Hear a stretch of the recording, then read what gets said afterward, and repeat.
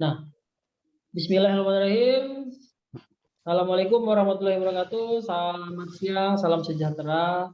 Terima kasih banyak kepada teman-teman semua yang sudah kembali hadir ya di kegiatan kita kali ini. Ya, saya review sedikit tentang apa yang sudah disampaikan oleh narasumber kita hari ini ya. Sekilas tadi ada tentang UI, UX, kemudian ada juga masuk ke HTML, CSS, JavaScript ya, kemudian ada juga tadi, tentang warna tadi ya, metodologi warna dan lain-lain. Nah, jadi, sesuai dengan topik, sesuai dengan tema, semua sudah disampaikan ya. Sekarang kita akan masuk ke materi tentang hari ini apa ya, Om Yudi Eh, ya?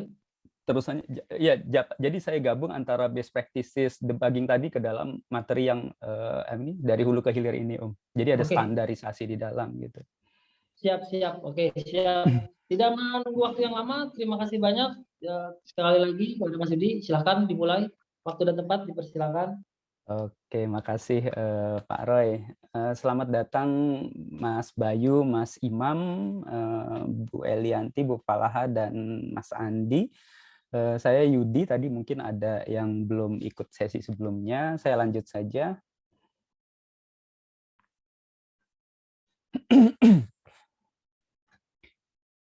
Oke, jadi tadi untuk kilas balik materi-materi yang sudah kita delivery atau kita diskusikan sebelumnya, sebentar saya present dulu.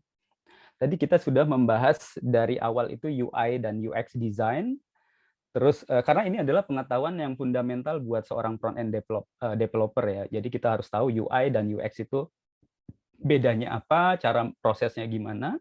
Lalu setelah jadi desainnya, kita akan lempar ke development. Development itu sebetulnya dibagi dua ya, ada back end, ada front end. Terus ini kan yang back end sudah dibahas oleh Mas Nuris ya kemarin sama sama Pak Peter. Terus nanti ada lanjutannya. Nah, terus bagaimana sih agar back end sama front end ini bisa jalan barengan gitu? Jadi kalau dari pekerjaan yang sekarang menjadi best practices itu sebetulnya dimulai dari API. Makanya nanti teman-teman ketika nanti mendapat materi API kemarin atau nanti ada API lanjutan, sebetulnya dengan API ini itu spesifikasi API ini bisa membuat back end-nya jalan, front end-nya jalan. Back end-nya API-nya sudah di define bareng-bareng nih, duduk bareng-bareng front end sama back end. Terus oke, API kita butuh 20 API, 20 API tentang user, tentang artikel, tentang berita, tentang apa itu udah. Nah, sekarang backend akan membuat produknya berdasarkan API ini. Front end juga sama, dia akan membuat tampilan-tampilan yang bisa menjadi konsumen dari API ini. Kalau tadi backend itu produsen dari API, sementara backend konsumen. API-nya walaupun belum jadi ya, tapi sudah di-define definisinya. Nah, di HTML, CSS, setelah sekarang kita kerucutkan, kita nggak ngomongin backend, kita ngomongin front end. Setelah front end diberikan sudah waktunya untuk bekerja, maka desain yang sudah dibikin tadi, yang bentuknya masih file Photoshop ataupun file Figma, itu harus di cut and slicing namanya. Cut and slicing ini akan diubah menjadi 3, HTML, CSS, dan JavaScript. Tadi kita sudah bahas HTML, kita sudah bahas juga CSS, sekarang kita maju ke JavaScript. Setelah nanti JavaScript, kita akan lanjut ke responsive web design. Bagaimana membangun sebuah website atau aplikasi yang bisa tampilannya itu bagus, baik dibuka di laptop, di tablet, ataupun di HP, bahkan di smartwatch, itu dibutuhkan skill yang namanya responsive web design. Lalu nanti terakhir kita akan melihat apa saja sih yang framework yang bisa mempercepat kerjaan kita. Oke, kita lanjut. Tadi saya sudah membahas ini, jadi kita langsung loncat ke JavaScript.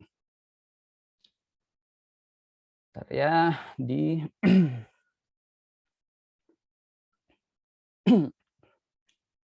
Oke, di sini. Oke. Agar JavaScript ini memiliki konteks yang kita batasi karena waktu kita terbatas dan juga materi kita juga terbatas. Jadi saya akan membahas ekosistem. Jadi JavaScript ini sebetulnya apa sih dia gitu kan? Terus hubungannya sama tetangganya apa? Terus juga ada fundamental JavaScript gitu. Fundamental ini adalah hal-hal yang common yang di JavaScript ada, di PHP ada, di bahasa lain ada gitu kan. Itu fundamental harus menjadi syarat untuk belajar bahasa pemrograman. Lalu ada DOM. DOM ini bukan daerah operasi militer ya. Dokumen Object Model ini adalah bagaimana HTML yang tadi sudah kita pelajari itu bisa terkoneksi dengan JavaScript melalui DOM ini. Jadi ada manipulasi DOM. Bukan dikirim tentara, bukan ya. Jadi nanti si JavaScript akan mengirimkan, akan bisa memanggil DOM hierarki dari HTML. Lalu standar ini penting sekali. Sebenarnya standar ini bisa dibahas di semua topik ya. Kita bahas HTML, CSS itu selalu ada standarnya. Standar ini juga menjadi kompetensi tersendiri. Karena apa? Karena dengan kita stick coding menggunakan standar dan best practices, maka siapapun nanti yang bisa membaca coding kita, dia akan tahu. Sebagaimana layaknya kita misalnya bikin puisi, bikin gurinda, bikin Carmina, seperti itu kita tahu, oh ini pantun, oh ini syair, karena sudah ada standar yang diikutin. Seperti itu. Nah, Romance of Three Kingdoms. Saya suka sekali dengan cerita zaman dinasti Han itu ya, ada tiga kerajaan besar. Yang di sini ada JavaScript, CSS, HTML. Selalu ini di front end nih. Nggak tahu sampai kapan nih. Mungkin nanti ada kompetitornya yang lain. Tapi selalu Sunda saat ini belum ada di sini. Sunda Empire. Nah, jadi HTML, CSS sama JavaScript gitu. Masing-masing punya tugasnya masing-masing nih, sendiri-sendiri. Jadi ada namanya separation of concern. Itu sebabnya HTML itu harus bersih itu kodenya. Jangan sampai ada dinodai sama CSS inline. Begitu saya ngelihat ada yang melamar kerja ataupun harus menguji, saya lihat wah HTML-nya nggak bersih nih, ini harus dicuci dulu dosanya gitu. Itu kelihatan bagaimana levelnya dia coding. HTML harus bersih, CSS harus bersih, JavaScript harus bersih karena masing-masing punya tugasnya masing-masing. Nah, kita lanjut. JavaScript fundamental ini adalah yang wajib diketahui oleh orang-orang di bahasa manapun. Jadi artinya kalau kita berbicara fundamental, pasti di semua bahasa itu ada. Sintaks dan grammarnya gimana? Apakah di bahasa JavaScript membuat variabel sama di bahasa Python Nirojim gitu, itu beda gitu. Tapi intinya sama, bikin variabel. Terus cara nulisnya, kalau misalnya JavaScript boleh dipakai titik komanya ada atau titik komanya dibuang. Maka di Python itu berbeda kayak gitu kan ya. Ya, terus lalu setelah kita berbicara sintaks dan grammar, kita maju lagi yang berikutnya adalah variabel dan konstan. Selalu ada di setiap bahasa pemrograman. Inilah sebabnya kenapa HTML dan CSS itu belum bisa dibikin bahasa karena dia juga tidak memenuhi kaidah Turing gitu ya. Dia juga tidak memiliki variabel dan konstan. Seperti itu. Terus juga ada tipe data.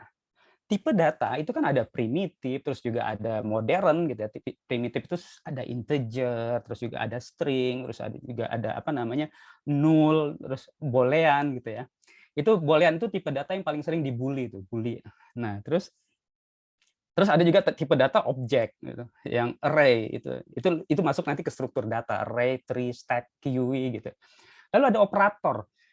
Operator ini kalau teman-teman saya lihat di sini kan praktisi ataupun akademisi pasti kenal yang namanya operator matematika, aritmatika ya, tambah bagi kurang Pak. Terus juga ada operator bitwise, ada operator logika, and, or, SOR kayak gitu. Terus juga ada operator banyak lah operator. Itu masuk ke dalam operator di semua bahasa ada. Lalu ada kondisional. Kondisional itu if else then gitu. Walaupun di tiap bahasa mungkin cara nulisnya beda, tapi konsepnya itu kita tahu bahwa kondisional itu adalah percabangan. Seperti itu. Baru setelah kondisional apa? Looping, iterasi seperti itu. Apakah nanti pakai while, do while, for gitu kan, atau di JavaScript ada yang lebih ada lagi, ada map, ada banyak lah kayak gitu ya. Itu konsepnya sama di setiap bahasa. Lalu ada function. bagaimana cara menulis. Sebenarnya JavaScript ini kalau bisa dibilang ya, ini salah satu bahasa yang kotor gitu ya. Kotor itu kenapa? Bikin function aja dia udah banyak, ada 7 cara atau 8 cara kayak gitu. Dibandingkan Java ya, itu strict banget. Tapi JavaScript sekarang menjadi salah satu yang paling populer bahasa selain Python ya karena apa namanya di front end dia nggak punya saingan kayak gitu. Oke, nah jadi fundamental ini nih, saya suka kasihan dengan anak-anak baru, misalnya anak-anak SMK ataupun anak-anak atau teman-teman yang baru belajar coding. Mereka kan langsung disuguhi, waduh, udah langsung banyak ada React, ada Vue, terus juga ada Svelte, ada Flutter, kebingungan. Kebingungan ini semakin banyak teknologi baru, akhirnya bingung yang ini belum selesai belajar, udah datang yang baru. Akhirnya gimana? Akhirnya lebih baik kita perkuat dulu fundamentalnya.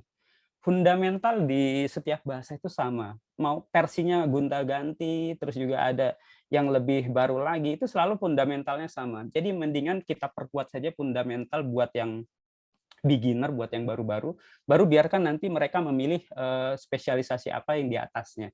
Seperti itu. Nah, sekarang setelah kita ngomongin fundamental gitu ya, nanti akan saya demokan setelah slide-slide ini. Kita ngomongin DOM.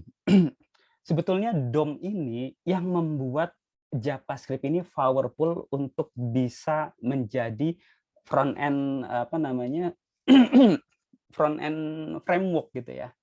Karena apa? Karena yang dimanipulasi oleh JavaScript ini justru adalah DOM-DOM dari HTML, DOM-DOM dari tampilan, entah itu di website ataupun di aplikasi. Seperti itu. DOM itu apa sih? Kalau teman-teman lihat di sebelah kiri itu ada kode yang familiar sekali dengan kita biasa buat gitu ya. Jadi ada HTML, terus ada head, ada body, terus juga masing-masing punya anak-anaknya, cucu-cucunya gitu kan. Itu adalah pohon hierarki. Itulah yang disebut DOM, Document Object Model. Jadi JavaScript itu nanti bukan dia apa namanya pinter tahu ketika disuruh memanipulasi konten atau memanipulasi elemen, enggak. Dia mencari DOM mana yang disuruh seperti itu. Jadi dikasih alamat. Jadi kalau ibaratnya ada JavaScript ini orang gitu ya, kurir, nih kamu antar barang ini ke alamat ini. Nah, seperti itulah caranya untuk ke DOM tuh kayak gitu. DOM inilah yang menjadi kekuatan dari framework JavaScript yang sekarang Angular, Vue.js, terus juga React seperti itu. Kita lanjut.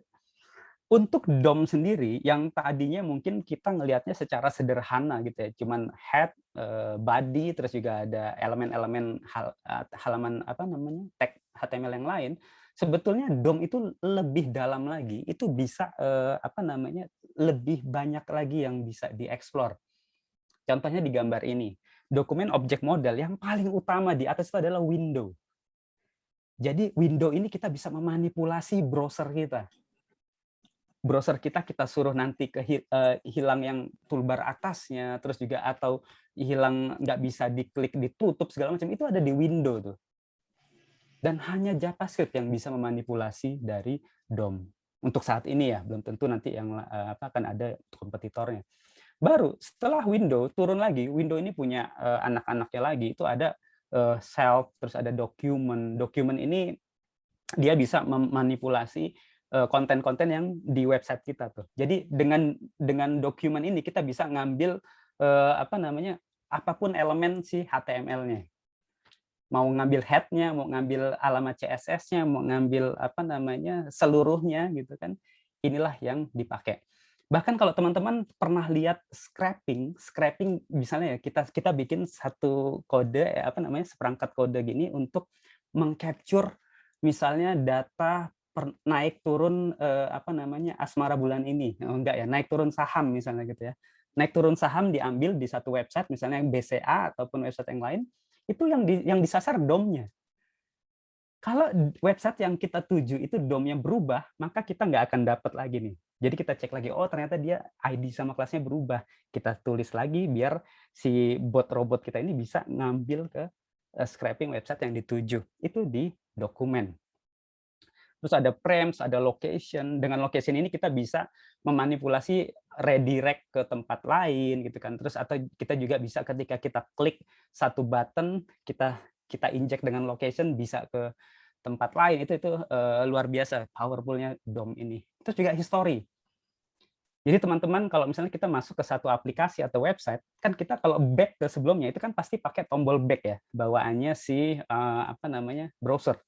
Dengan DOM itu sebenarnya kita bisa menyimpan sebelum destinasi ini, dia ini ada di mana, kita ada di mana. Itu bisa dibikin button-nya ketika diklik bisa kembali. Seperti itu. Terus ada navigator. Wah, banyak lah pokoknya. Kita lanjut dulu. Nah, bukan lucunya ya, memang sebagaimana mestinya, DOM ini juga ada versi-versinya. Jadi kalau teman-teman ingat di HTML itu ada HTML 2, 3, 4, sekarang 5 gitu ya. CSS juga sama, 1, 2, 3. JavaScript juga sama, sekarang udah udah berapa ya? Mungkin udah 2000, saya malah nggak ngikutin lagi yang terbaru itu ES9 mungkin udah keluar ya. Saya masih pakai ES6, ES7 gitu. Nah, ES itu ini ya, ECMAScript itu standarnya dari JavaScript. DOM juga sama, ada DOM 1, DOM 2, DOM 3. Kalau nggak salah sekarang itu udah DOM 3 itu. Nah, itu spesifikasinya dibikin oleh konsorsium W3C, badan standarisasi yang di dunia yang kita ngikut-ngikut dia gitu. Kita lanjut. Inilah badan standarnya sebetulnya di W3C gitu ya. Tapi ada Mozilla, Google, Facebook, saya lupa nih. Mereka bikin konsorsium bareng terus untuk mengkurasi yang penting-penting aja. Jadi kalau teman-teman masuk ke whatwg.org, dia akan mengkurasi itu ada yang namanya standar-standar dari DOM, terus juga ada encoding itu kan ada macam-macam ya, terus ada XML HTTP request kalau teman-teman masih ingat dulu mainan Ajax gitu ya, bukan Ajax Amsterdam tapi ya. Itu ada spesifikasinya tuh. Ajax itu sekarang udah berubah seperti apa. Seperti itu. Kita lanjut. Nah, nanti kita akan demo bagaimana sih DOM ini bekerja gitu kan. Tadi kita sudah bikin file HTML di sesi sebelum Jumatan tadi. Nanti saya akan demokan. Nah, kita akan lanjut ke responsive web design. Responsive web design ini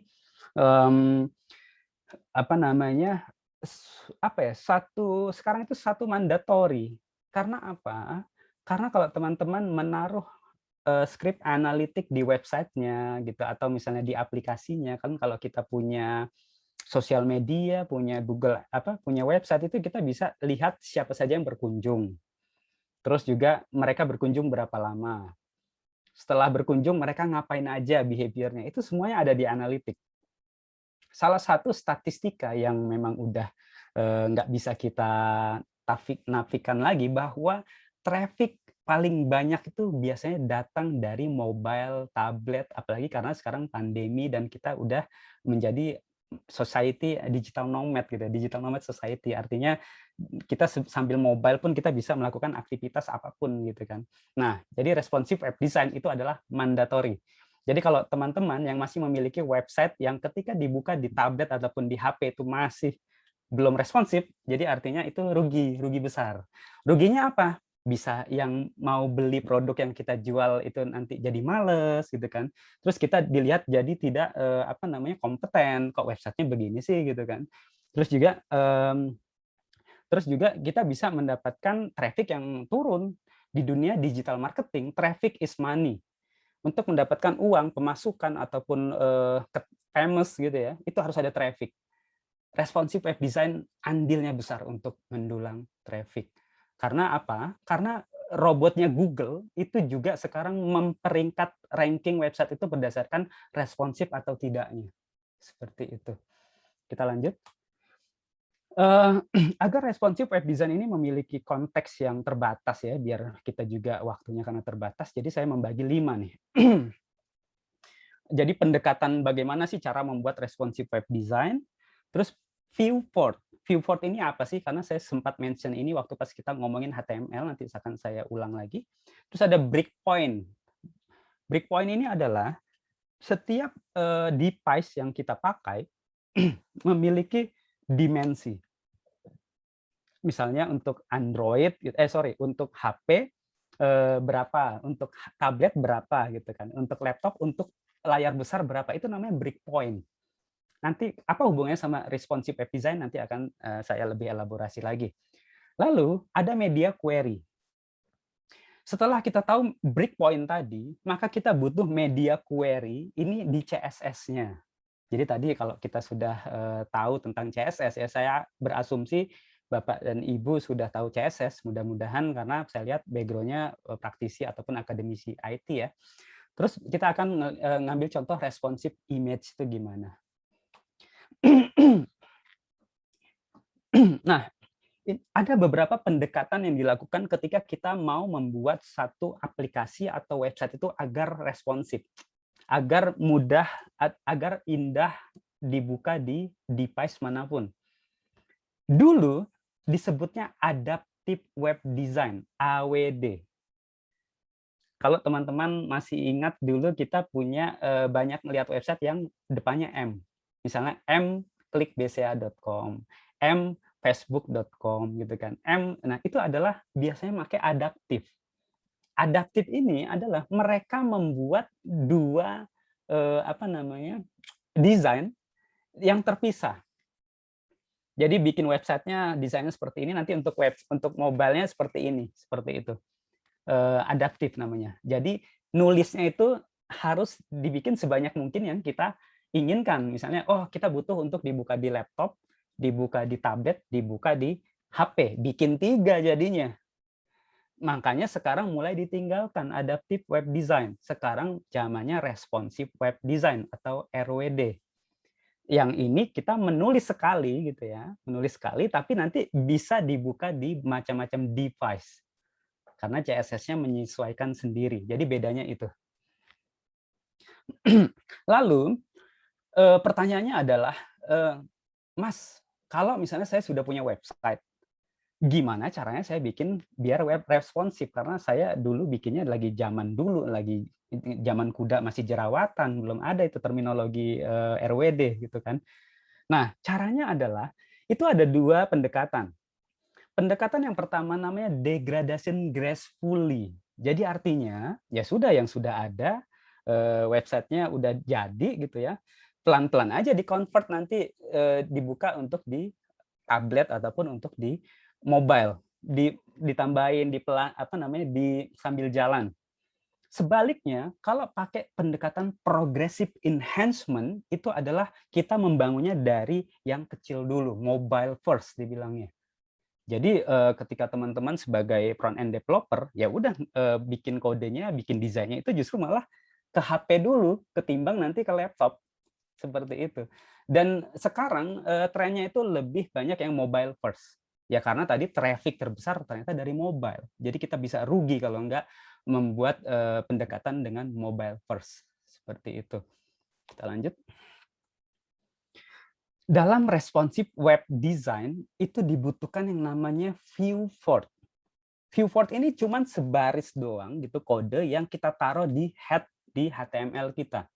Contoh kodenya di sini ada, saya sharing cuman pakai tag meta ya, meta name viewport content bla bla bla sampai akhir ditaruh. Terus gunanya apa sih? Emang kalau nggak pakai kode ini gimana? Kalau nggak pakai kode ini jadinya seperti ini nih teman-teman. Jadi kalau di sini ada gambar, kita tidak pakai si viewport tadi, maka device, apapun device-nya, dia tidak akan mengenali atau tidak akan membuat kontennya itu friendly secara mobile, secara tablet. Seperti itu. Jadi jangan lupa untuk kasih viewport. Kita lanjut. Setelah kita ngomongin viewport, di dalam responsive web design dikenal yang namanya breakpoint. Breakpoint ini tadi sempat saya mention bahwa setiap device, entah itu smartwatch, terus juga HP, tablet, laptop, large screen, itu punya yang namanya ukuran dimensinya. Seperti itu. Contohnya ketika teman-teman memiliki HP yang ya sekarang standar ya, HP kayaknya ukurannya ya mirip-mirip semua deh gitu ya, itu biasanya 480 tuh. Ketika dalam keadaan portrait. Tapi kalau misalnya landscape, maka dia akan semakin lebar. Jadi dia bisa ukurannya nggak 480 lagi, tapi bisa 768. Itu standarnya. Terus nanti begitu naik lagi laptop yang kecil misalnya gitu ya, itu berarti nanti 17679 sampai 1279 gitu kan. Terus nanti laptop yang layarnya besar itu 1280 ke atas. Lalu apakah angka-angka ini rigid? Enggak jawabnya. Jadi artinya kita sebagai front end developer kita harus aware juga nih. Ada aja yang namanya device itu enggak sesuai dengan angka-angka ini. Jadi memang harus di testing tuh, harus ada tester bagaimana si front end ini betul-betul sekali kita bikin aplikasi atau website itu bisa bagus di semuanya, harus dites. Karena ini contohnya nih, ini breakpoint yang pertama nih. Breakpoint yang kedua, ini lebih simple. Hanya dibagi 3. Ada desktop, ada tablet, ada smartphone. Angkanya juga enak tuh, 480, 768, 1024, angka yang familiar kalau kita sehari-hari berkecimpung di dunia IT. Jadi artinya apa? Artinya breakpoint ini juga hati-hati. Terus kalau misalnya angkanya nggak standar, apa yang harus kita lakukan? Ya kita harus update dengan info-info bahwa yang paling best practices dipakai saat ini angka berapa. Terus kalau website kita nggak kompleks, misalnya nggak terlalu banyak elemen-elemennya, itu lebih aman. Kalau misalnya website kita itu lebih kompleks, berarti kita memang harus lebih aware nih terhadap angka-angka ini. Seperti itu. Kita lanjut. Setelah kita mendapatkan breakpoint gitu, apa yang harus dilakukan dengan kode kita? Nah, inilah contohnya nih. Jadi teman-teman di sini bisa melihat bahwa media query itu adalah sebutan atau kode yang mana kita tulis di CSS agar dia bisa menyesuaikan diri, agar website kita, tampilan website kita bisa menyesuaikan diri sesuai ukuran yang device-device tadi. Contohnya di sini nih. Di sini ada media screen 2, saya contohkan. Yang di atas, media screen minimum width-nya itu 40 IM. Berarti ini untuk kode ini mobile. Saya pakai IM ya. Di sini saya nggak ngomongin tentang satuan ya. Mudah-mudahan nanti teman-teman udah pernah familiar dengan pixel, IM, REM itu sebetulnya udah banyak yang mengulasnya. Jadi mudah-mudahan nanti bisa dicari sendiri bedanya apa. Terus juga di bagian bawahnya itu ada minimum width-nya 70 IM. Ini berarti saya menyasarnya desktop misalnya gitu atau tablet ke atas seperti itu. Ini contoh saja, belum tentu ini menjadi dipakai. Jadi ini contoh angkanya saja. Terus apakah boleh pakai pixel 480? Ya boleh juga. Jadi instead of pakai IM, kita bisa tulis pakai 480 PX atau pakai 1024 PX. Jadi nggak masalah di situ. Saya lanjut.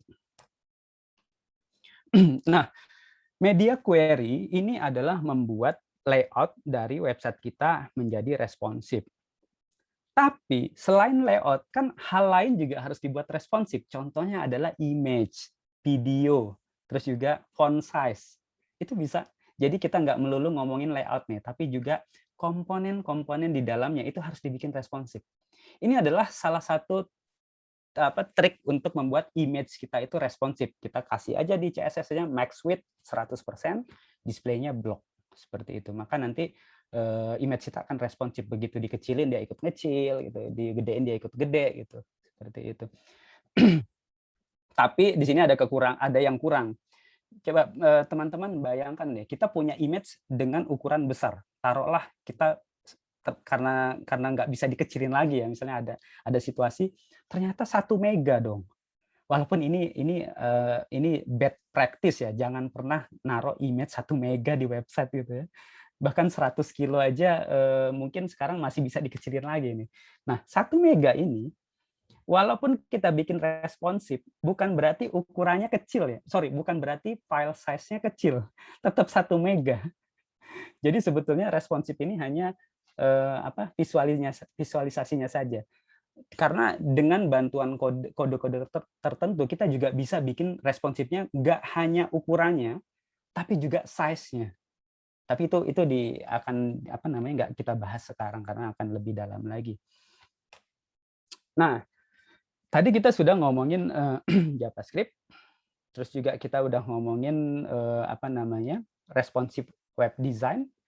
Sekarang kita ke lanjut yang ke terakhir nih, terakhir karena nanti saya kasih demo-demo kecil lah gitu ya setelah ini. Framework. Jadi framework ini kita bisa menjadi apa namanya, menjadi 2 kategori nih. Framework HTML atau CSS, CSS framework doang gitu ya, kayak Bootstrap, teman-teman pasti familiar ya Bootstrap, terus juga ada Foundation gitu, terus ada Bulma, itu HTML, CSS, JavaScript framework. Tapi kalau kita ngomongin framework front end, jadi di sini ada 3 nih, sorry. Ada template, nanti akan saya tunjukkan bedanya, terus ada framework, terus ada juga front end framework. Front end framework ini adalah yang sebagaimana kita sekarang sering banget dengar itu ada Vue.js, Angular, ada React seperti itu. Jadi ini contohnya. Framework template biasa yang bisa kita cari banyak yang gratisan, bagus-bagus pula, itu kita bilangnya hanya template saja. Karena dia mungkin tidak menggunakan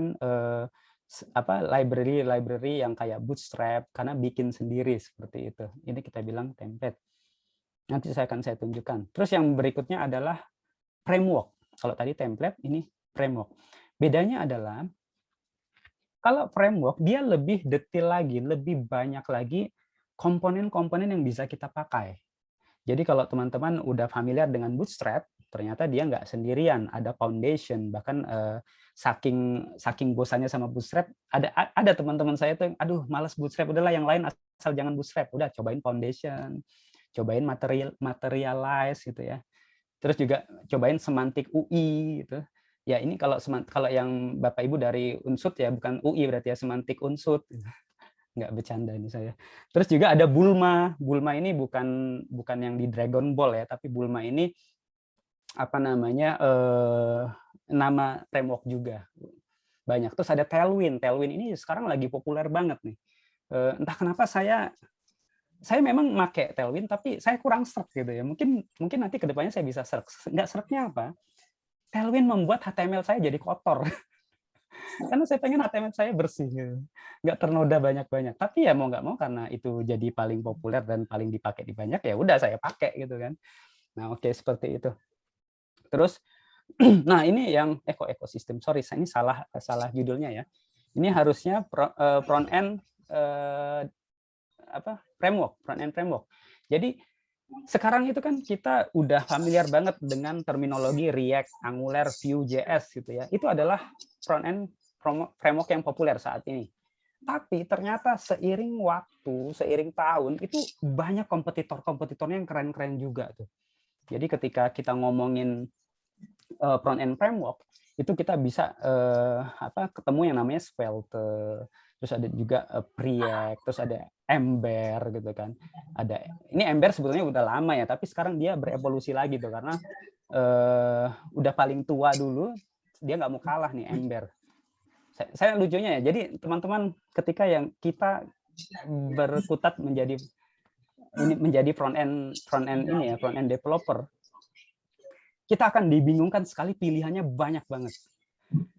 Karena mau belajar satu aja itu kan butuhkan waktu yang nggak sebentar gitu kan ya. Kok selalu ada yang baru datang gitu, akhirnya bingung. Bahkan ada jokes gitu, ada jokes, sebutkan satu kata benda dalam bahasa Inggris, noun gitu ya, pasti ada JS-nya. Ember JS. Itu nggak ada Gayung JS, Baskom JS, itu nggak ada. Tapi banyak banget. Ini ada yang ini ribut, Mas admin minta tolong. Nah, jadi teman-teman, kalau ada yang baru mau mulai untuk di front end developer, mungkin ada baiknya sebelum kita milih yang mana nih. Misalnya ada baru lagi Flutter, ada baru lagi ini, akhirnya belajar, yang ini belum kelar belajar lagi. Mungkin ada baiknya kita mundur dulu, yang dikuatkan adalah fundamentalnya tadi. Kalau misalnya front end framework ini semuanya berbasis JavaScript, jadi artinya yang diperkuat adalah JavaScript-nya dulu. Karena JavaScript itu sekarang evolusinya luar biasa, udah ada ES6, 7, 8, 9 gitu, dan itu beda-beda tuh fitur powerful-annya.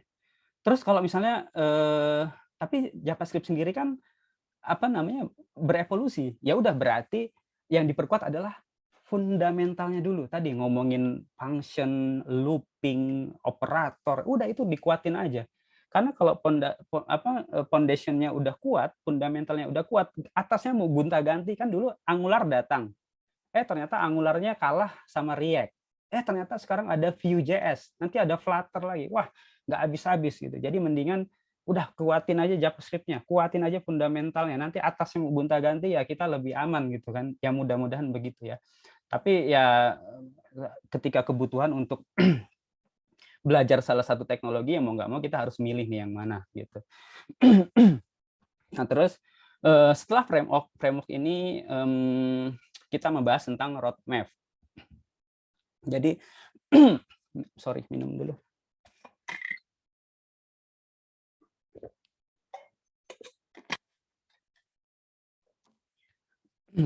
Bagaimana sih roadmap untuk menjadi seorang developer front end?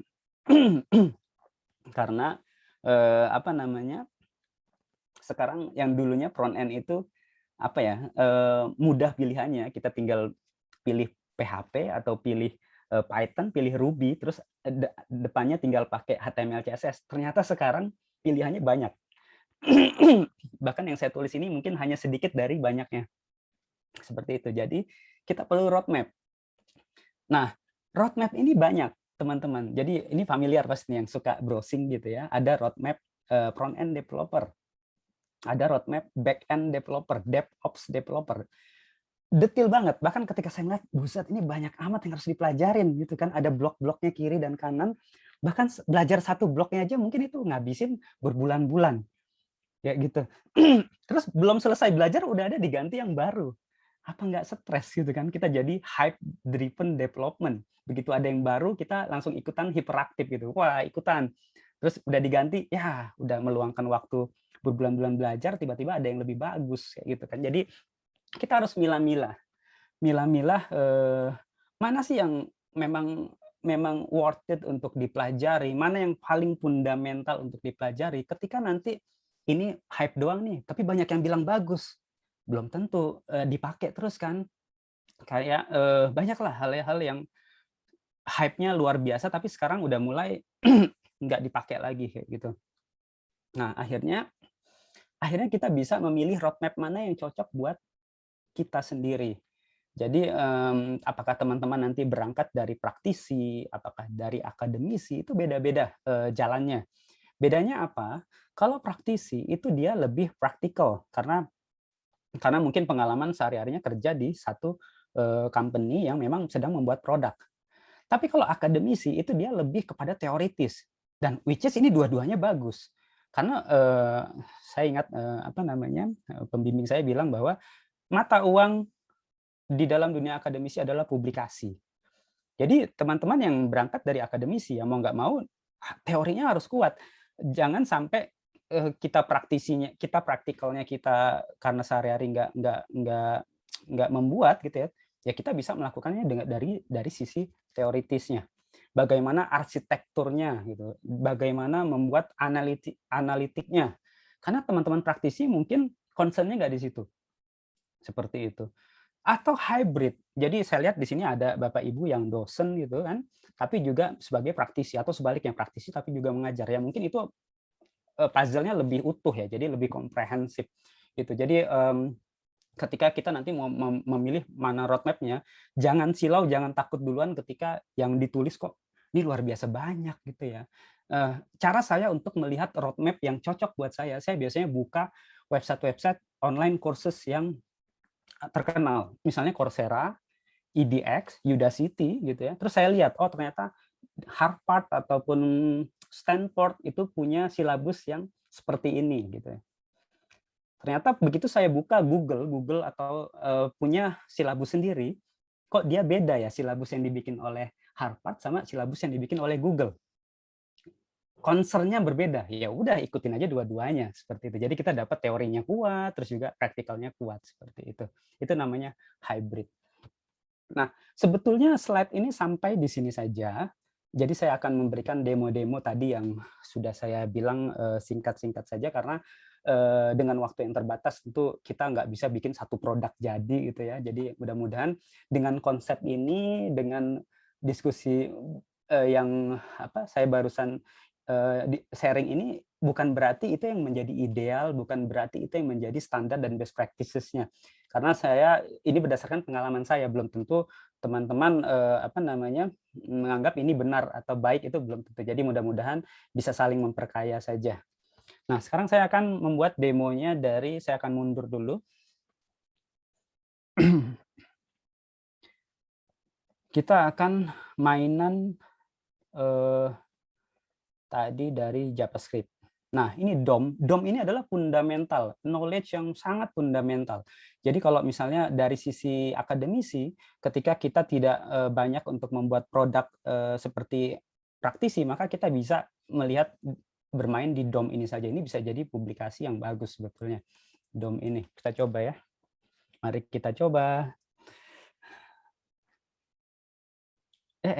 Teman-teman kalau misalnya ada, karena ini kan demo, jadi saya berharap ini lebih cair gitu ya, lebih cair, lebih dua arah, karena saya takut bosen banget, karena saya aja kalau denger ngomong sendiri itu bosen gitu ya, apalagi teman-teman yang dengerin gitu, jadi mudah-mudahan bisa bisa langsung ditanya aja, kita cair aja gitu ya. Oke. Kita lanjut. JavaScript ya. Buat teman-teman yang tadi nggak ngikutin sesi pertama, saya akan ulang sedikit bahwa tadi saya membuat 2 file, simple filenya, yaitu pertama adalah file HTML, yang kedua adalah file CSS. File HTML-nya itu file CSS-nya itu dipanggil di baris 9. Saya gedein. Nah, di sini kalau teman-teman, saya yakin teman-teman udah pengalaman ngajarnya banyak banget ya, karena beberapa juga dosen ngajar. Ternyata untuk membuat file dan folder itu ternyata satu kompetensi juga tuh. Karena ketika kita mengajari adik-adik ataupun orang-orang yang baru belajar pertama kali coding, itu biasanya mereka itu tidak tahu atau tidak aware tentang pentingnya nomenklatur. Bagaimana cara membuat nama file, nama folder yang benar, yang baik, yang rapi, apakah uppercase, apakah lowercase, apakah pakai spasi atau enggak, itu kayaknya perlu diajarin. Jadi di sini saya juga berusaha untuk memberitahukan best practices yang sesuai dengan kapasitas saya. Jadi kalau misalnya saya salah, mohon juga dikoreksi. Oh, ini ada yang chatting. Nggak kelihatan. Oh, sorry. Saya kelupaan, saya tadi sharingnya. Oke, untung diingatkan, makasih Mas. Sharingnya desktop. Oke, mari kita lihat. Nah, ini teman-teman, jadi saya bikin 2 file, index HTML dan CSS. Jadi sebetulnya bukan yang mau diketengahkan bukan masalah sederhana atau enggak, tapi fundamentalnya. Fundamentalnya yaitu kita harus membuat kode, seorang coder ya, baik itu back end, front end, atau siapapun coder, kita ingin mencapai level bahwa kode kita bisa berbicara sendiri kepada siapapun yang membacanya. Sorry. Jadi dalam hal ini, kalau teman-teman lihat di baris ke-8 sama ke-10, di sini saya memanggil file CSS. Sekarang saya akan memanggil file JavaScript, yang mana saya sebenarnya udah taruh duluan gitu ya. Di sini saya start call JS. Mungkin kelihatan redundant gitu ya. Maksudnya untuk apa sih kasih komen gitu ya? Itu udah gedein file, terus juga masih filenya juga barisnya masih 25. Tapi ketika ini semakin nanti ribuan baris itu akan sangat membantu. Karena biasanya junior programmer itu mereka itu nggak aware dengan nomenklatur, nggak aware dengan readability sebuah kode. Jadi kita harus memberikan best practices-nya bagaimana. Jadi, contohnya sering kali, misalnya ada kode yang error diedit sama junior itu udah di baris ke 2040 misalnya ya, 2040 itu Pak. Tapi dia nggak memberikan komen atau tidak memberikan section tertentu, sehingga ketika disuruh ngedit ulang, temennya yang ulang, itu kebingungan di mana, jadi tersesat di kode kayak gitu. Itu sering banget. Nah, ini saya start call JS, end call JS, ini bebas ya, kata-katanya bebas, tapi mudah-mudahan bisa esensinya bisa maksudnya dapat. Nah, sekarang saya akan bikin satu file JavaScript. Apakah untuk kita yang praktisi, kita akan mudah sekali untuk membuat file. Tapi bagi orang yang baru pertama kali berkenalan bagaimana struktur dari folder dan file, kita harus ngasih tahu bahwa harus ada separation of concern. Jadi JS harus kita bikinkan folder sendiri. Namanya bebas, yang penting konsisten. Jadi saya akan bikin folder yang namanya JS, lalu saya akan mungkin custom gitu ya, custom.js ya, bebas. Nah, di sini kita punya 3 file, index.html, JavaScript, sama CSS. File JS-nya itu masih kosong. Saya akan tutup dulu.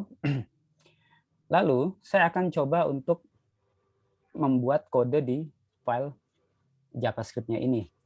Oke, nah agar kita bisa ngikutin slide, karena slide ini nanti kan akan dibagikan, jadi mudah-mudahan teman-teman bisa, walaupun saya nggak lengkap untuk memberikan contoh demo, nanti teman-teman bisa melihat slide-nya, lalu ada link di bawahnya bisa diklik. Jadi saya akan coba untuk ngikutin yang sudah saya taruh di slide. Di sini saya memberikan demo di halaman, bentar ya, JavaScript, salah ini. JavaScript DOM Lab. Wah, JavaScript DOM Lab. Kayaknya kebuka deh. Nah, ini. Wah, untung saya hampir salah nih. Ini saya akan edit di bagian bawah. Oh ya, ini juga teman mungkin udah biasa bagi teman-teman yang menjadi pengajar bahwa ketika kita bikin slide itu harus tahu hierarki informasinya. Jadi dalam hal ini misalnya sebagai contoh di slide yang sedang saya buka ini, saya memberikan susunan karena ini berkaitan sama front end juga nih. Jadi teman-teman, ketika kita sedang membuat desain atau mengaudit sebuah desain, kita harus lihat hierarki dari informasinya. Contohnya di sini. Di bagian atas saya bikin itu yang namanya breadcrumb. Jadi saya tahu, oh ternyata ini pembahasan JavaScript dan subtopiknya demo. Lalu judul paling gede, playground. Kalau di halaman website, ini adalah H1-nya. H1 adalah real estate dalam satu halaman. Kenapa? Dia paling mahal, dia paling penting untuk dibaca Google. Jadi saya bikin playground. Sebetulnya playground ini nggak cukup ya, harusnya saya bikin playground JavaScript DOM atau something, tapi kita nggak ngomongin digital marketing saat ini. Yang penting hierarkinya saja. Lalu ada gambarnya. Gambar ini adalah untuk mengcover atau mengakomodasi orang-orang dengan kecerdasan visual. Bayangkan kalau saya nggak kasih gambar, saya cuman kasih kelewat teks doang. Kadang-kadang teksnya juga nggak relevan gitu kan, atau gambarnya nggak relevan. Jadi kita harus memberikan satu gambar, kita juga harus memberikan caption atau teksnya. Gunanya apa? Gunanya ini masalah dengan hierarki informasi dan juga accessibility. Seorang front end developer harus tahu nggak semua orang bisa menikmati gambar. Contohnya yang tunanetra atau yang membaca websitenya dengan suara. Misalnya dia lagi nggak bisa melihat, jadi dia menghidupkan screen reader. Maka yang dibaca adalah teks. Lalu ketika gambar dan teksnya tidak mencerminkan atau tidak merepresentasikan yang lebih detail, kasih link di bawahnya untuk diklik lebih lanjut. Jadi beginilah bagaimana cara front end developer melihat satu desain atau satu tampilan seperti itu. Jadi nanti teman-teman bisa langsung ngeklik link yang sumber di bawahnya. Sekarang kita akan buka ke browser. Oke, nah ini adalah demo playground. Di sini kalau saya gedein ya. Nah, di sini ini masalah accessibility lagi. Ketika saya aware, oke, ini saya sedang pakai Zoom, teman-teman ada yang buka dari HP, terus juga teksnya juga kecil, maka sebagai front end developer kita harus tahu bahwa kita harus membesarkan font size-nya. Jadi digedein. Ini soft skill yang harus dimiliki oleh seorang front end developer. Oke, saya gedein dulu. Nih, kalau teman-teman lihat di bagian sebelah kanan, di bagian sebelah kanan ini, itu ada yang namanya Refresh with Inner HTML. Kita akan demokan. Jadi, Saya akan ada kode di sini, mungkin masih tetap kekecilan ya. Saya coba gedein. Document body inner HTML saya akan copy. Saya masuk ke Visual Studio Code saya. Saya akan paste ke sini, gitu ya. Di sini ada document body inner HTML. Gunanya apa? Gunanya adalah kita akan, bentar ya. Coba kita ikutin saja demonya biar nanti teman-teman ketika membaca slide-nya juga bisa ingat apa yang langkah-langkah yang saya terapkan di sini. Jadi body inner HTML sama dengan kita bikin string kosong. Oke, kita save. Apa yang terjadi? Kita akan loading si websitenya. Ini tadi ya website kita. Saya akan gedein juga. Lagi-lagi karena saya aware bahwa audiens tidak semuanya bisa melihat dengan baik. Oke, nah seperti ini. Lembaga kursus coding, lorem ipsum bla bla bla. Persis sama dengan di bagian HTML-nya. Nih. Lembaga kursus coding, lorem ipsum bla bla bla bla. Oke, saya save. Di save kok jadi gini lagi. Nah, sekarang saya kan harus manggil si file JavaScript-nya di file HTML. Ini belum saya panggil. Nah, ini saya panggil dulu. Ada di folder JS. Terus namanya custom.js. Saya save, Ctrl S. Oh ya, teman-teman, ketika kita mengajari ini lagi-lagi prinsip dari seorang front end developer, accessibility. Jadi kita harus menyebutkan apa yang saya, padahal kita sedang melihat bareng-bareng nih ya, baris 12 ini nih. Tapi saya nggak boleh bilang begini, oke teman-teman, coba lihat ini nih yang saya highlight. Sebaiknya kita bilang begini, teman-teman, di baris 12 ada tag script yang saya highlight. Ini terkait dengan accessibility. Karena accessibility itu berkait dengan front end juga, front end developer. Jadi kita tahu bahwa website kita nanti akan dibaca oleh screen reader. Seperti ini. Oke, kita lanjut dulu ke sini. Saya akan membuat apa yang terjadi ya, dokumen body inner HTML. Coba kita tambahin halo. Nah, sesimpel halo. Ups, bentar. Apa yang berubah ini? Inspect element. Console. Oke. Kalau teman-teman lihat ada error, ini debugging ya. Jadi di pelatihan ini ada unit kompetensi debugging. Ini adalah contoh bagaimana error dan kita akan tracking errornya di mana. Di sini dilihat disebutkan bahwa ada error di property inner HTML di baris pertama. Kalau kita klik, oke, ada yang salah. Bentar ya, kita cek dulu. Kita apply.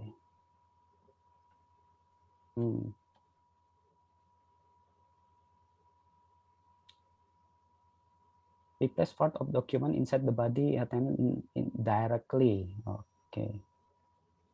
Document body inner HTML halo. Nggak bisa sih. Body halo. Kalau nggak bisa kita coba yang lainnya.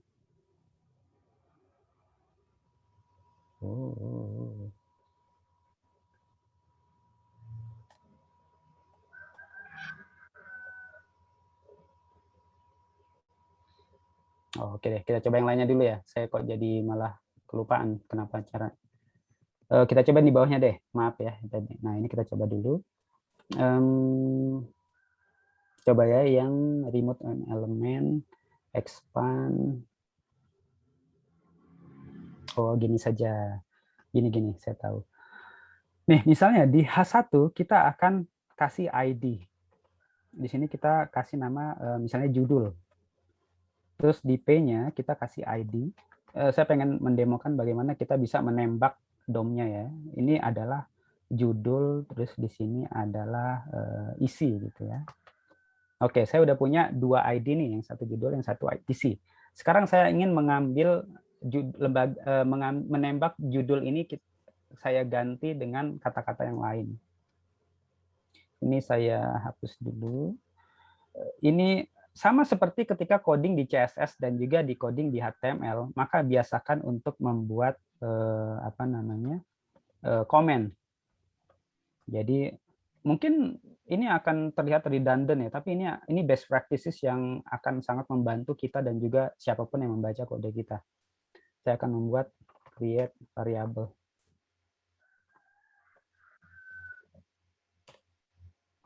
Let, bentar ya.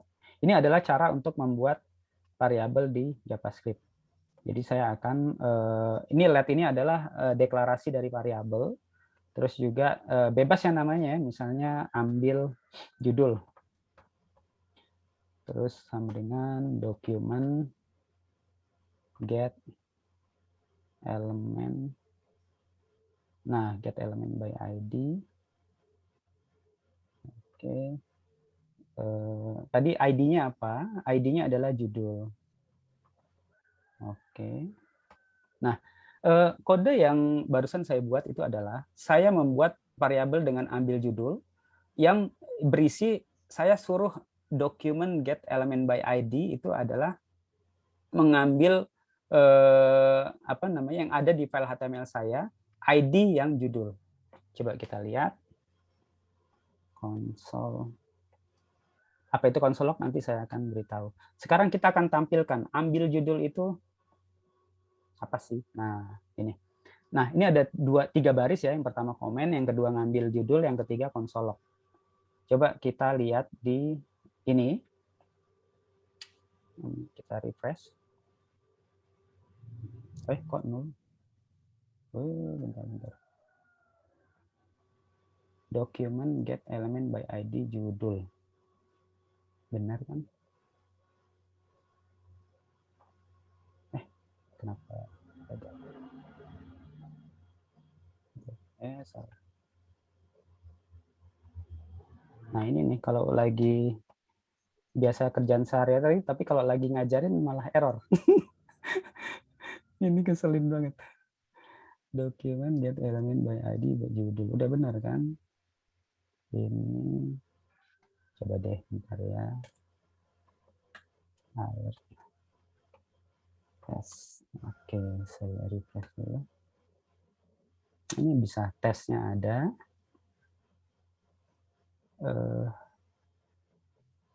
Bentar ya teman-teman ya.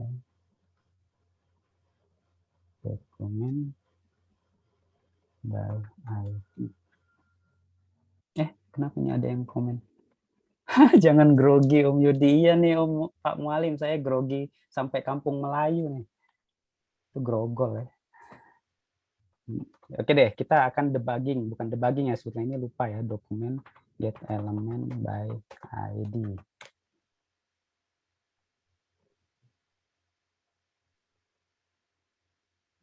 Bener kan? Trial set. Function bla bla bla bla bla. Oke, ini ada ID-nya. Saya gedein dulu. Dokumen get hello world. Coba ya, kita ini deh, kita ikutin kode dia. Bentar, view dokumen get element by ID udah benar.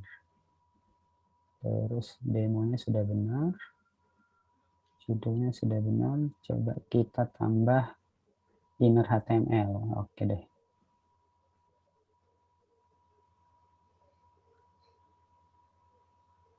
Ini begini. Oke. Di baris nomor 5 itu saya mematikan kodenya. Itu adalah harusnya itu komen ya, tapi komen bisa menjadi 2 fungsi. Bisa membuat komen, bisa juga menonaktifkan kode. Jadi kita nggak perlu ngedelete. Coba ya. Sekarang yang saya lakukan adalah saya mengambil elemen by ID judul. Bentar. Benar. Ini oke. kenapa.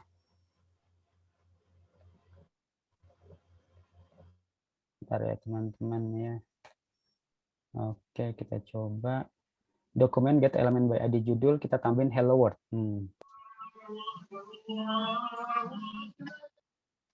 Hello world.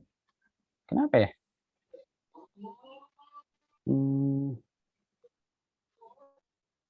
Apa yang salah nih?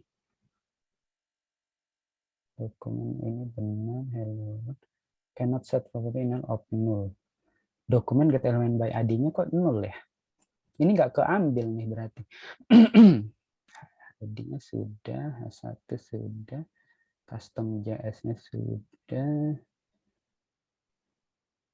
Lah, dokumen get element by ID. Maaf ya teman-teman, kita coba yang apa adanya aja berarti. Ini saya copy saja.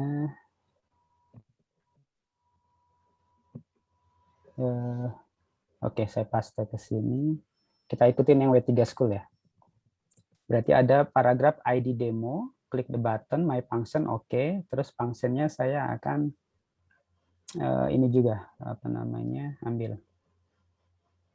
Kita taruh ke di sini. Saya akan functionnya di sini saya tulis. Saya paste ya.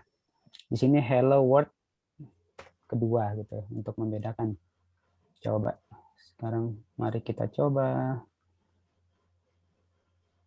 Oke. Oh, bisa.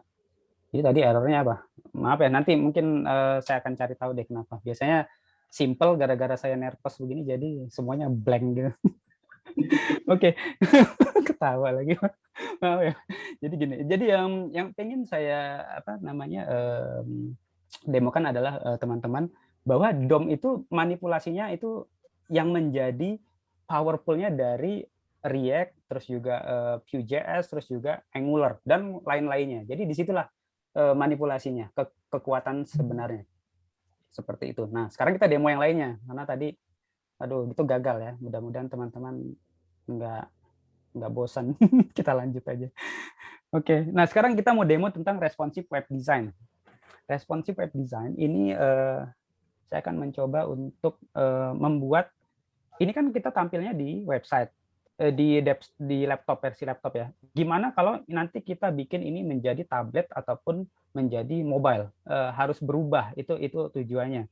Jadi saya akan coba untuk yang JavaScript kita ini dulu ya, kita stop dulu ya, biar nanti waktunya pas juga. Oke, di sini saya nonaktifkan. Jadi teman-teman, ketika kita sayang untuk menghapus gitu ya, apalagi kalau masa lalu gitu. Ya, jadi ini kita bisa aktifkan dengan komen seperti ini. Nah, ini komen untuk dibikin di di HTML. Nah, ini menjadi komen dia menjadi nonaktif sehingga tidak muncul lagi ketika kita reload. Oke. Nah, sekarang kita ke responsive web design. Cara membuat responsive web design, kita beranjak ke CSS. Kita lihat kodenya. Nah, di sini kita akan melihat caranya. Kita membutuhkan yang namanya breakpoint. Nah, di sini nih, teman-teman. Kita akan coba simulasikan untuk melakukan, nah ini pendekatannya ini ya, kan ada dua pendekatan tuh. Ada yang ada dua pendekatan. Ada yang dari kita sudah jadi, terus kita pelan-pelan ke mobile, atau mobile dulu. Karena saya asumsikan bahwa websitenya sudah jadi, saya pakai yang degradation gracefully. Jadi degradation gracefully itu saya udah bikin CSS versi desktop. Sekarang saya akan bikin CSS versi untuk mobile gitu ya. Saya akan bikin komen dulu. Lagi-lagi ini best practices yang sangat membantu buat teman-teman atau kolega kita. Start start mobile gitu aja ya, biar simple. Terus kita end mobile. Nah, di sini kita akan membutuhkan yang namanya media query. Media query itu adalah seperti ini contohnya. Jadi nanti ini akan saya berikan slide-nya. Contoh, nah ini ada salah copy paste. Copy. Nah, seperti ini teman-teman. Eh, strukturnya adalah eh, strukturnya adalah kita menuliskan media screen. Screen itu adalah ini untuk screen gitu ya. Terus juga minimum width-nya itu 40. Kita akan bikin yang sorry. Kita akan bikin yang pakai pixel. Misalnya kita untuk membuat bentar, saya ambil contoh dulu. Nah, ini max width misalnya untuk yang mobile ya.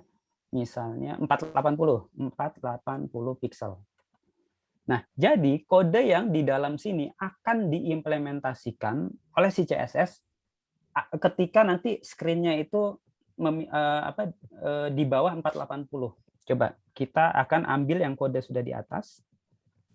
Nih, H1 harusnya warnanya merah, tapi saya akan bikin dia warnanya menjadi berubah menjadi biru gitu ya.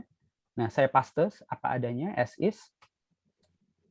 Saya bikin warnanya menjadi kepencet biru, blue.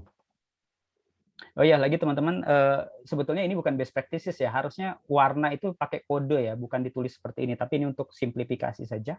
Jadi teman-teman nih, saya ulang lagi, ada H1 warnanya merah, tapi ketika versi mobile dia menjadi warna biru. Saya save, Ctrl S, coba kita lihat.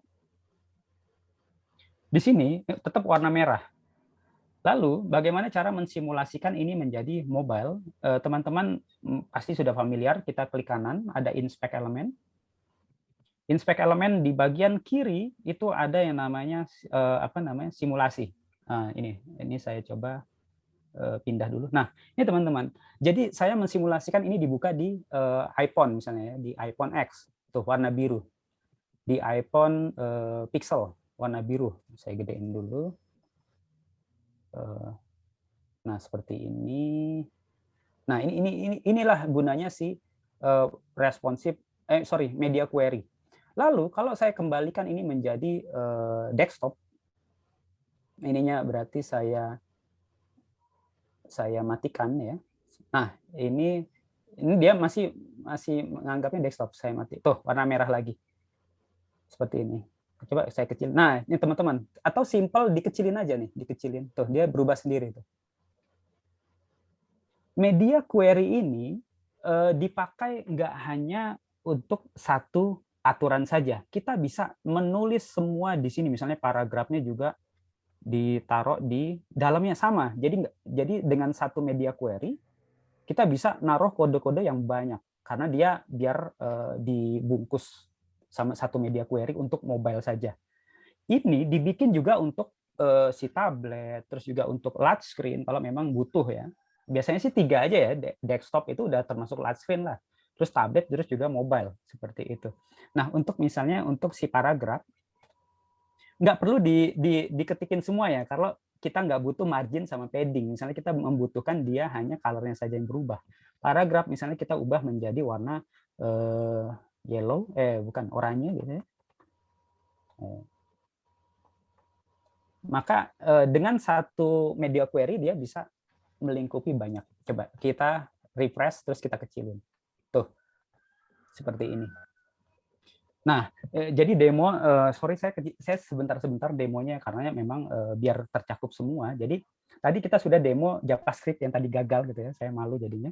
Terus juga sekarang kita demo responsive web design. Kita lanjut lagi biar semuanya tercover untuk kita lanjut ke dalam responsive image. Jadi teman-teman, ketika kita ngomongin masalah responsive itu nggak melulu tentang layout, tapi komponen di dalamnya iya. Untuk responsive image ini agak tricky karena kita bisa melakukan 2 pendekatan.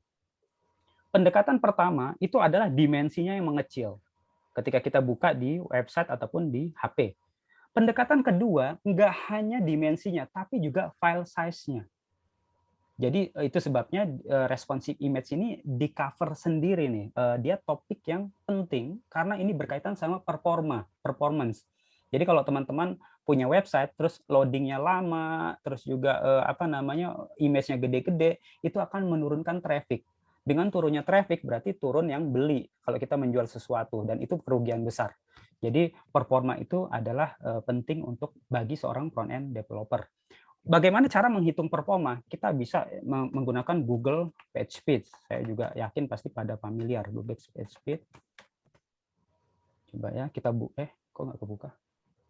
Google Speed.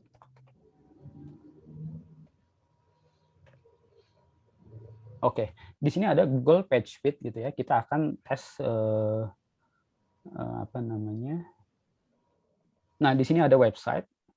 Kita akan coba tes website random ya. Misalnya yang paling berat apa yang paling suka apa ya? Yang paling berat itu Facebook deh, coba. Facebook.com. Analyze. Ini harusnya website kita sendiri ya, tapi ya ini kita coba aja website orang. Sambil LSP nunggu. dong. Wah, boleh tuh.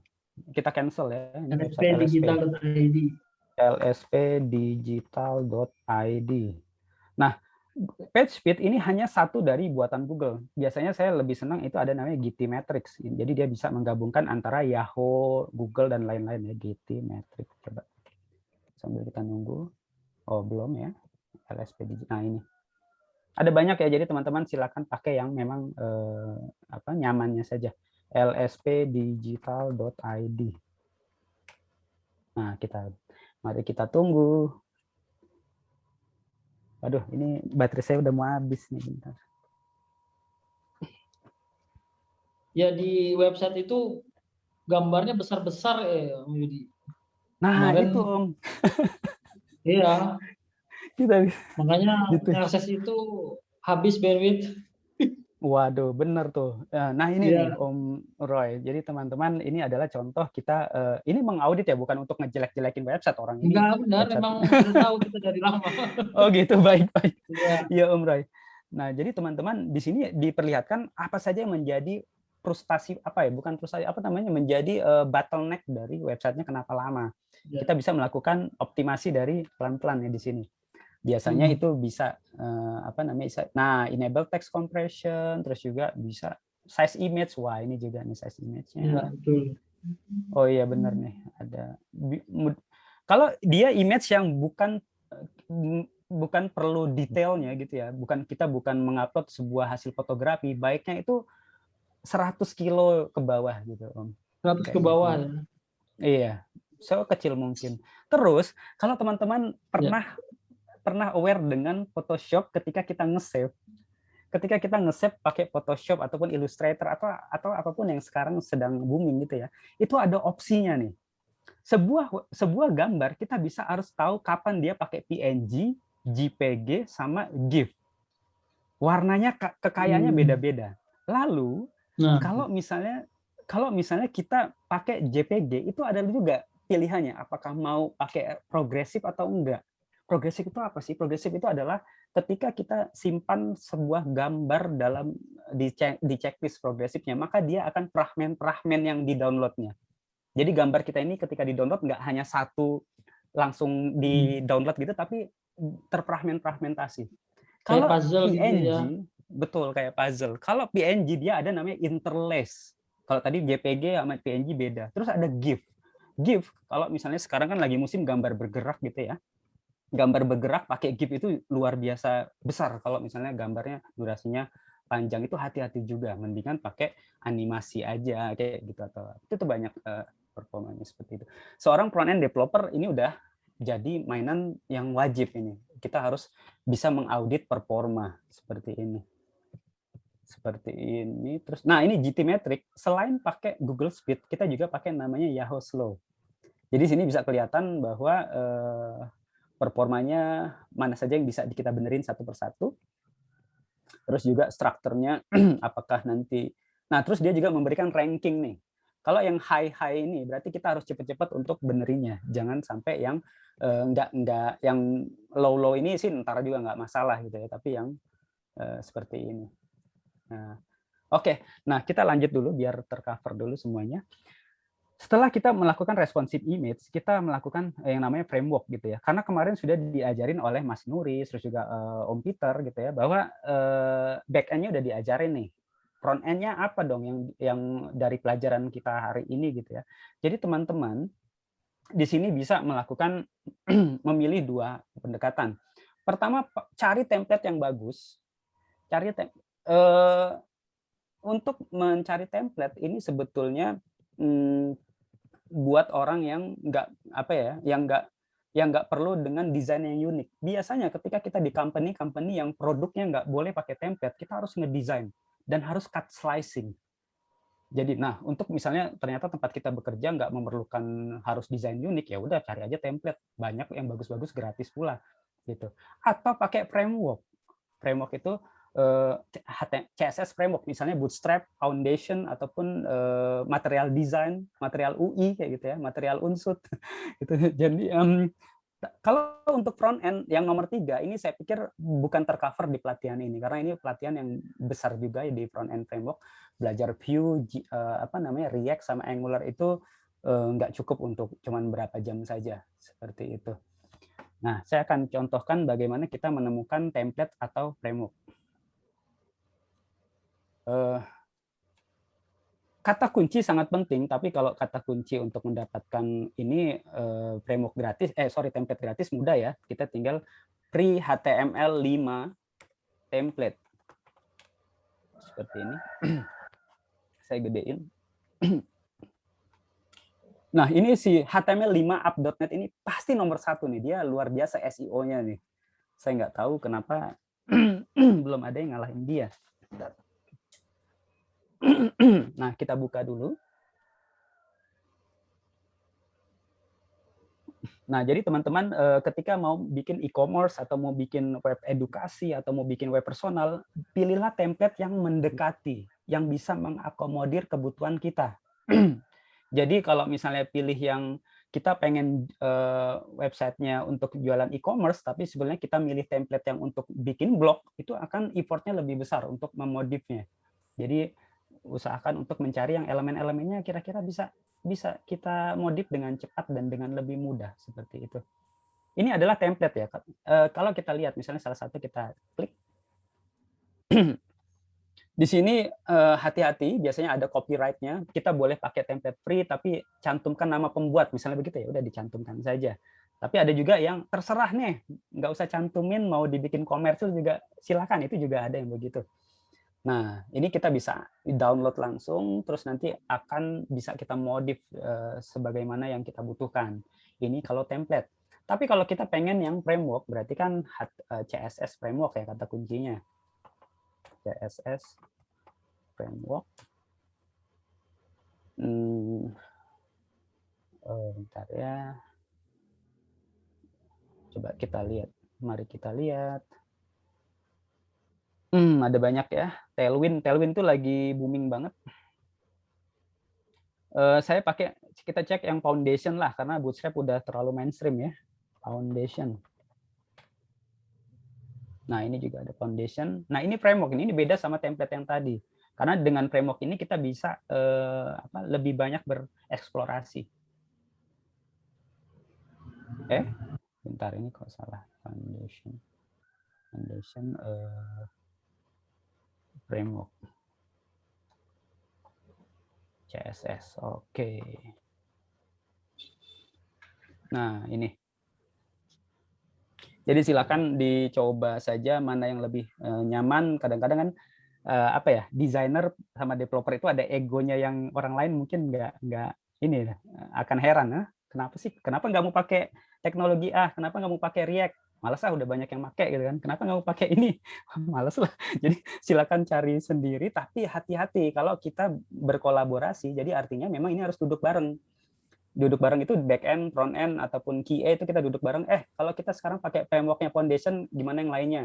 Waduh, saya nggak tahu nih Foundation, biasanya Bootstrap. Ternyata dari 5 orang di ruangan itu pilih Bootstrap 4, ya mau nggak mau kita harus pakai Bootstrap juga, seperti itu. Nah, ini Foundation. Nah, sekarang kita udah template framework, sekarang kita coba yang namanya design system. Ternyata design system itu juga bagus-bagus. Saya akan kasih contoh. Oke, ini. Desain sistem itu lebih besar lagi dari framework ya. Jadi, nah ini ada buatan dari Undesign. Undesign ini punyanya si Alibaba ya, Jack Ma yang lagi hilang katanya sekarang. Maksudnya kabarnya udah nggak tahu. Terus juga ada Atlassian, kalau teman-teman yang pakai Jira ini makanya bisa Atlassian. Terus juga Australia itu juga bagus. Nah, atau teman-teman yang fans dari GitHub. GitHub itu keren loh. Dia simple, minimalis, tapi keren gitu loh ya. Jadi saya ngefans banget sama desainnya GitHub. Dia namanya Primer. Coba ya kita ketikin Primer. Nah, ini nih. Ini desain hilang pula. Ya udah nggak jadi. Terus Microsoft juga punya, kalau teman-teman suka nama Flat Design. Terus juga ada Apple, kalau misalnya teman-teman suka Apple. Jadi silakan ini diklik gitu kan, mana yang paling disukain untuk dipakai. Seperti itu. Adobe juga ada. Nah, saya pikir untuk sementara topiknya itu dulu yang saya share tentang front-end developer. Mudah-mudahan nanti di satu kesempatan yang lain kita bisa lebih dalam ke masing-masing dari topik-topiknya. Terus juga saya nanti ngecek lagi tuh kenapa JavaScript saya error. Biasanya nanti masalahnya karena sepele. Ada PR berarti itu ya. Ada PR. Oke, Om Roy, thank you teman-teman. Maaf kalau ada kurang-kurangnya. Seperti itu. Siap, silakan. Kalau ada yang mau ditanyakan, yuk kasih tanya jawab dulu sedikit. Iya.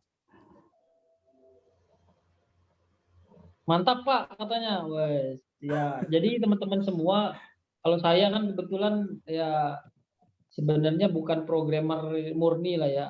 Jadi saya bisa-bisaan aja lah gitu. Nah, saya tuh malah nggak belajar JavaScript. Ya malah belajarnya kan biasanya jQuery, cari kode yang sudah jadi, tempel jalan gitu. Iya. Ya, jadi Iya, nggak apa-apa Om Roy kayak gitu.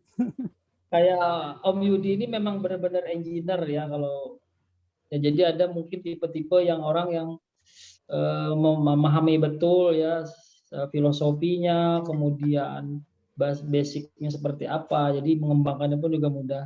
Ada juga tipe-tipe orang yang ya tadi ada kode bagus, copy, paste, jalankan ke coding sendiri, jalan, jualan kan gitu. Jadi banyak ya modelnya. Silahkan nanti teman-teman kalau memang ingin jadi front end developer, kalau dulu di MBS itu pakainya ini Om Yudi, Figma kalau nggak salah. Figma itu apa ya? Kayak semacam software Oh gitu iya. ya.